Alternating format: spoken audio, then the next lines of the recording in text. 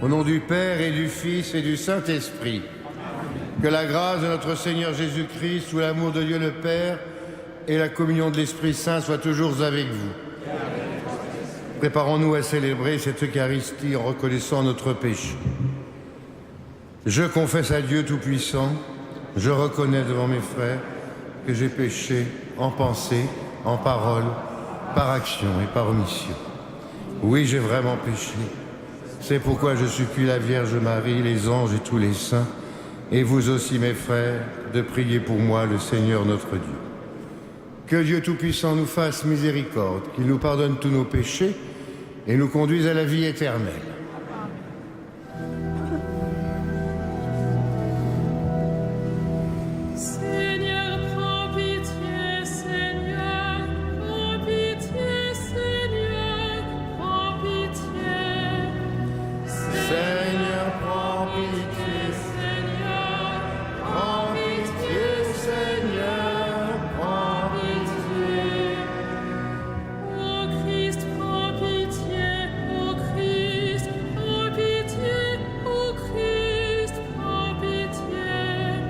Ô Christ, prends pitié, Christ, prends pitié, ô Christ, prends pitié.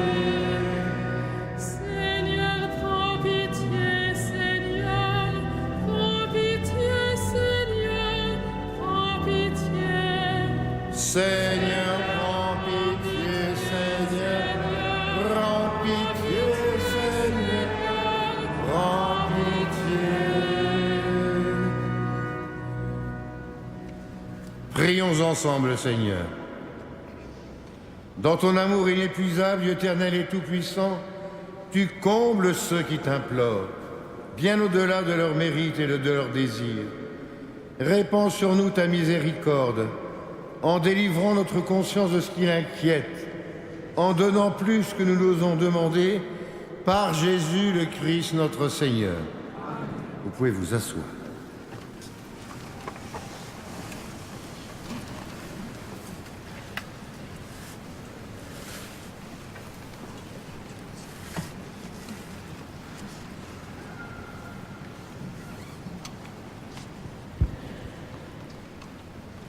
Lecture de la lettre de Saint Paul, apôtre aux Galates. Frères, Abraham eut foi en Dieu, et de ce fait, Dieu estima qu'il était juste. Comprenez-le donc, les vrais fils d'Abraham, ce sont les croyants. D'ailleurs, l'Écriture avait prévu, au sujet des nations païennes, que Dieu en ferait des justes par la foi. C'est pourquoi on y trouve cette bonne nouvelle annoncée par Abraham. En toi seront bénies toutes les nations.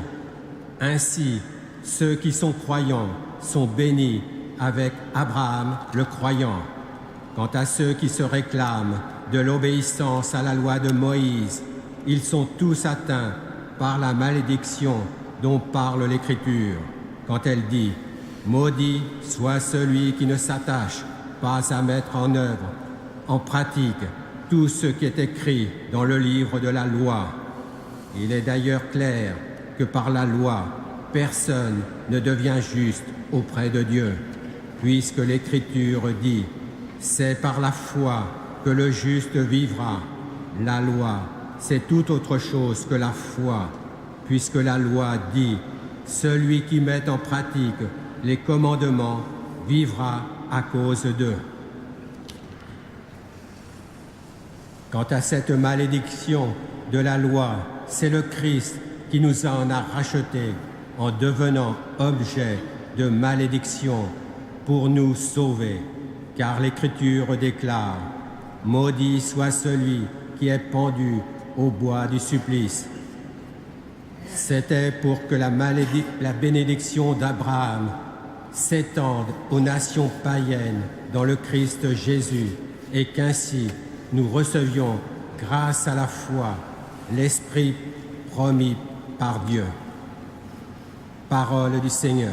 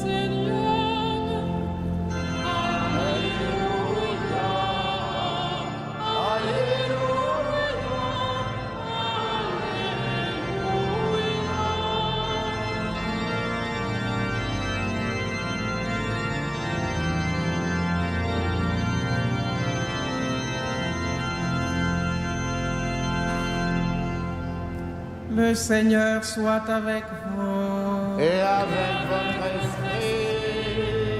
Évangile de Jésus-Christ selon saint Luc. Gloire à toi, Seigneur. Comme Jésus avait expulsé un démon, certains se mirent à dire: c'est par Belzéboul, le chef des démons, qu'il expulse les démons. D'autres, pour le mettre à l'épreuve, lui réclamaient un signe venant du ciel. Jésus, connaissant leurs intentions, leur dit: tout royaume divisé devient un désert. Ces maisons s'écroulent les unes sur les autres. Si Satan lui aussi est divisé, comment son royaume tiendra-t-il? Vous dites que c'est par Belzéboul que j'expulse les démons. Et si c'est par Belzéboul que moi je les expulse, vos disciples, par qui les expulsent-ils?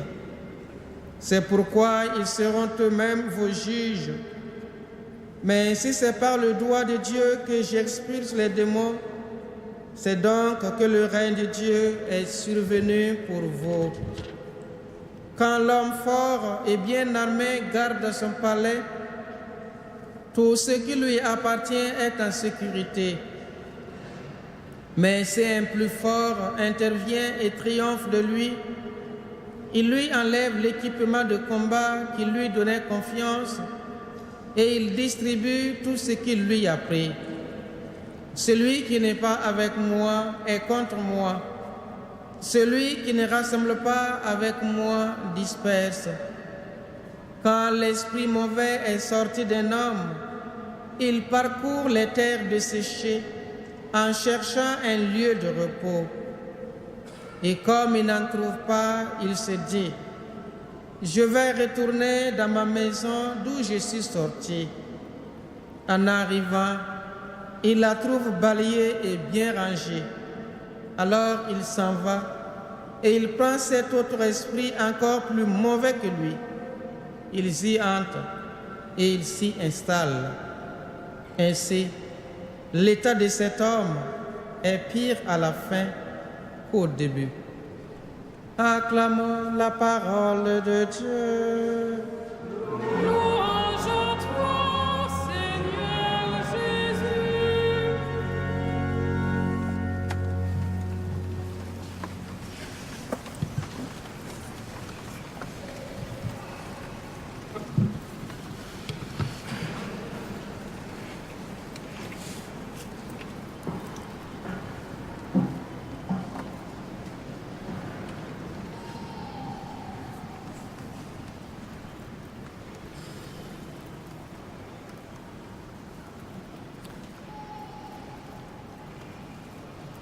Quelle pire chose reprocher à Jésus que de l'accuser de complicité avec le démon.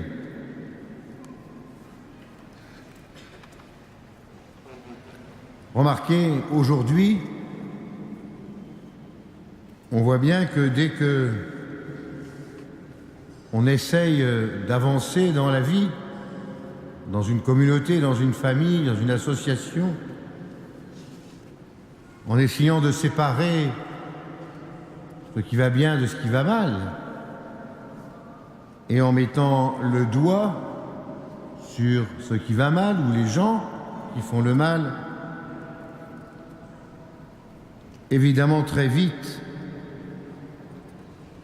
on nous accuse de vouloir faire le mal plus encore que le mal qu'on veut arrêter ou chasser. C'est classique d'accuser celui qui rend la justice d'injustice ou de faire porter sur celui qui veut être vrai le mensonge de l'autre. Si j'ai menti, c'est parce que mon chef a menti encore plus que moi, etc., etc., etc. Et même on peut savoir qu'aujourd'hui, dans beaucoup d'institutions, on voit bien ce reproche, cette musique, s'exercer. C'est pas moi, c'est l'autre. C'est pas moi, mais c'est mon chef. Et ainsi de suite jusqu'au chef suprême. Alors on comprend comment on peut en arriver à ce que Jésus lui-même soit accusé de complicité avec le démon. Aujourd'hui, bien sûr, il se trouverait bien des institutions pour mettre en examen Jésus ou pour l'afficher sur je ne sais quel mur. Je ne dirai pas ici le mot exact. Mais d'ailleurs, est-ce qu'on s'étonne en lisant cet évangile? Qu'est-ce qui est arrivé à Jésus? Un procès inique. Lui qui prenait sur lui le péché du monde pour nous donner le salut par un seul, alors que la faute avait été acquise par un seul aussi. Lui qui nous donne le salut pour tous. On l'arrête, on le juge, on le traite comme moins que rien, on le flagelle, on lui donne des coups, on lui met la couronne d'épines, on lui crache au visage, on le cloue sur une croix, et pour finir, on le tue. Est-ce qu'en faisant ça, on n'a pas fait de clouer la vérité, de clouer la droiture, de clouer la paix? Lui, Jésus, le Fils unique, le Fils du Père, envoyé dans ce monde pour sauver les hommes. Lui, qui à la suite d'une longue dynastie de prophètes, jusque même Jean-Baptiste, son cousin, on l'a mis à mort parce qu'il gênait, parce qu'on l'accusait de complicité avec les démons et qu'en faisant comme cela, il allait prendre le pouvoir sur tous, parce qu'on ne pouvait pas imaginer que ce soit la vérité qui prenne le pouvoir, mais les démons, forcément, puisque nous-mêmes, nous sommes habités par des démons. C'est le mal qui devait triompher, puisque nous-mêmes, nous sommes habités par le mal. C'est le péché qui devait être le roi du monde. Alors, on le met à mort. Mais ce faisant, est-ce que pour autant la vérité a triomphé? Est-ce que dans notre cœur, le droit, la justice, la paix triomphent? Je ne sais pas. Ce qu'il y a de sûr, c'est que Jésus nous donne un autre message. C'est celui de nous dire que si on continue de s'installer dans cette spirale du mal, l'état de notre homme, des hommes, sera pire à la fin qu'au début. Et donc, il s'agit pour nous de savoir si maintenant nous reconnaissons le règne de Dieu, la puissance du Christ, et si nous sommes capables de rendre compte que le Seigneur garde à jamais mémoire de son alliance. C'est ce que nous célébrons dans toute Eucharistie. Alors, frères et sœurs bien-aimés, écartons d'un revers de main cette volonté du diviseur de nous empêcher de rassembler. Écartons d'un revers de main ce royaume fantoche qu'on veut bien nous proposer à chaque instant pour vivre, faire rayonner le vrai royaume, celui qui vaut la peine d'être vécu, c'est-à-dire le royaume de Dieu, vivre son alliance, vivre à jamais ce qu'il nous enseigne, c'est que de tout cœur, il nous faut rendre grâce au Seigneur pour le salut qu'il nous donne. En ce jour où le prix Nobel de la paix a été attribué à une jeune femme du Pakistan, rendons grâce au Seigneur pour les hommes et les femmes qui œuvrent, quoi qu'il en soit, pour la paix. Et demandons-lui que nous soyons de vrais artisans de paix qui gardons à jamais mémoire de son alliance. Amen.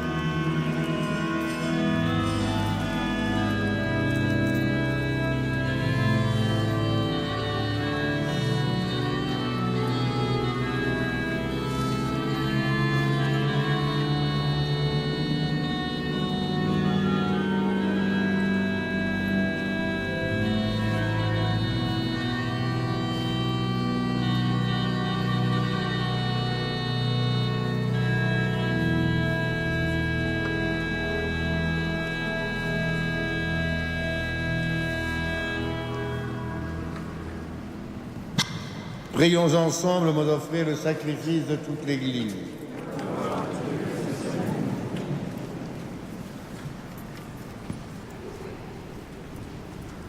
Accepte, Seigneur, le sacrifice de ce que tu nous as donné dans les mystères que nous célébrons pour te rendre grâce.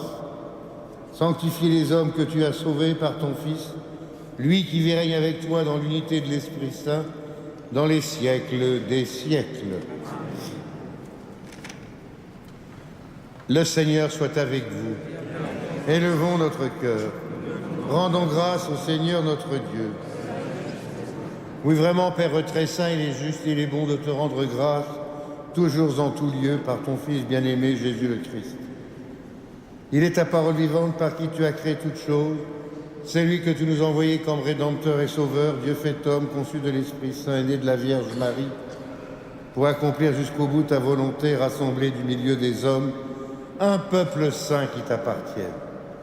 Il étendit les mains lors de sa passion, afin que soit brisée la mort et que la résurrection soit manifestée. C'est pourquoi avec les anges, tous les saints, nous proclamons ta gloire en chantant d'une seule voix.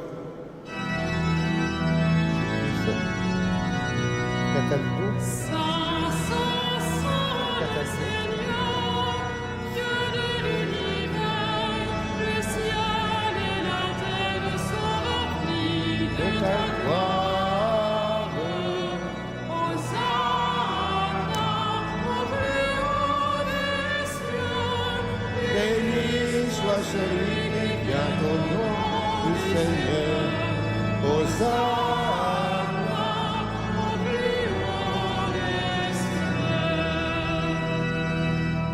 Toi qui es vraiment saint, toi qui es la source de toute sainteté, Seigneur, nous te prions.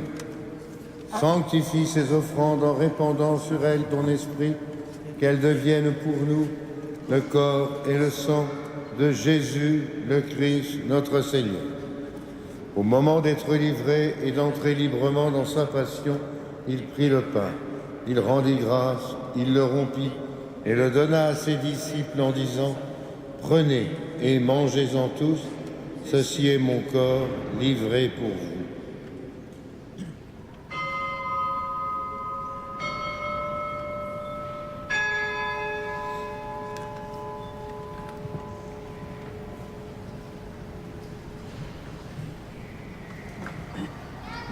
De même, à la fin du repas, il prit la coupe. De nouveau, il rendit grâce et la donna à ses disciples en disant « Prenez et buvez-en tous, car ceci est la coupe de mon sang, le sang de l'alliance nouvelle et éternelle, qui sera versé pour vous et pour la multitude en rémission des péchés. Vous ferez cela en mémoire de moi. »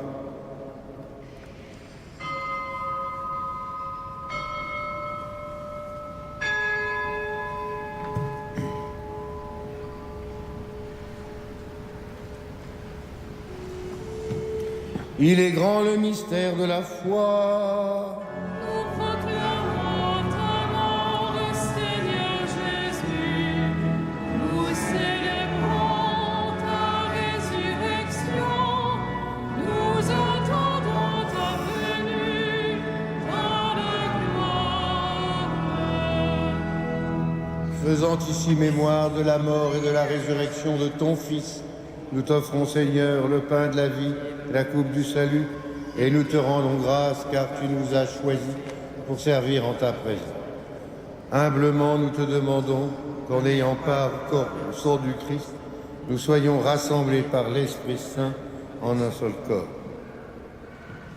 Souviens-toi, Seigneur, de ton Église répandue à travers le monde. Fais-la grandir dans ta charité avec le pape François, notre évêque André, et tous ceux qui ont la charge de ton peuple. Souviens-toi aussi de nos frères et sœurs qui se sont endormis dans l'espérance de la résurrection. Souviens-toi spécialement de Philomena et de Cataldo. Souviens-toi aussi de tous les hommes qui ont quitté cette vie.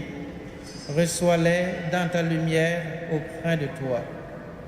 Sur nous tous, enfin, nous implorons ta bonté. Permets qu'avec la Vierge Marie, la bienheureuse Mère de Dieu, avec Saint Joseph, avec les apôtres et les saints de tous les temps qui ont vécu dans ton amitié, nous ayons part à la vie éternelle et que nous chantions ta louange par Jésus-Christ, ton Fils bien-aimé. Par lui, avec lui et en lui. À toi, Dieu le Père Tout-Puissant, dans l'unité du Saint-Esprit. Tout honneur et toute gloire pour les siècles des siècles.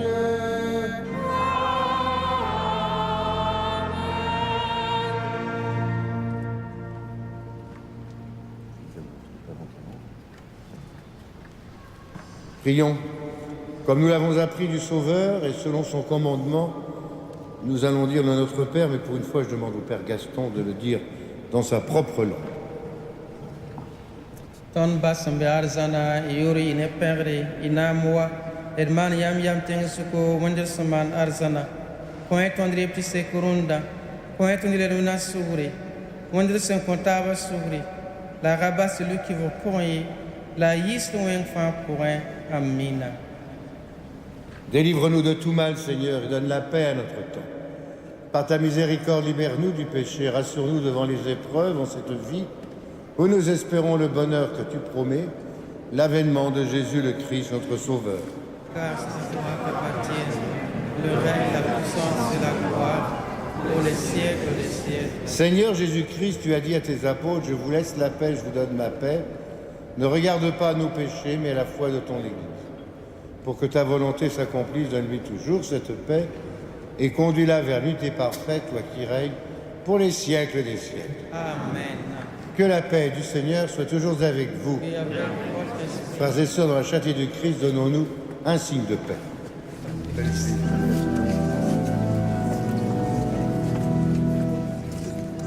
Amour de Dieu, qui enlève le péché du monde, sois pitié de nous.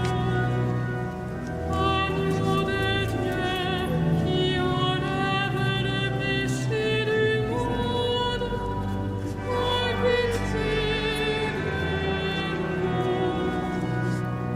Agneau de Dieu, qui enlève le péché du monde, donne-nous la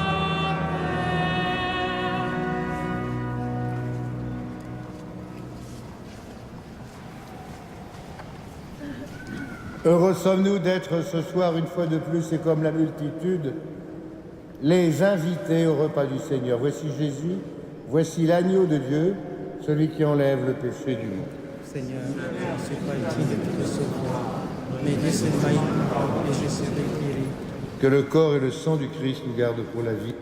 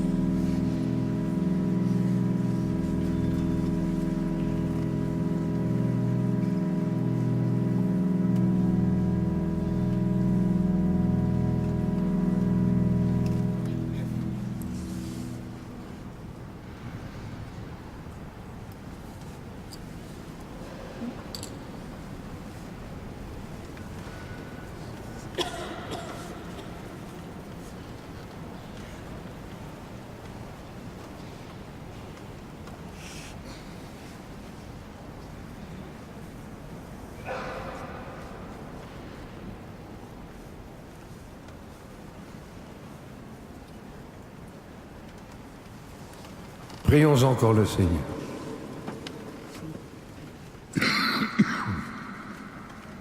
Accorde-nous, Seigneur, notre Dieu, de témoigner toujours dans cette communion.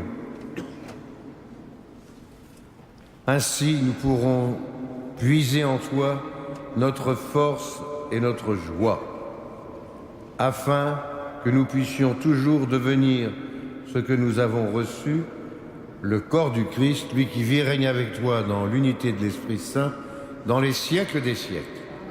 Le Seigneur soit avec vous, et que Dieu Tout-Puissant vous bénisse, le Père, le Fils et le Saint-Esprit. Allons et demeurons dans la paix et dans la joie du Christ. Et avec le Père Gaston, nous allons confier chacun d'entre vous, chacun d'entre nous et nos familles à Marie. Salve Regina,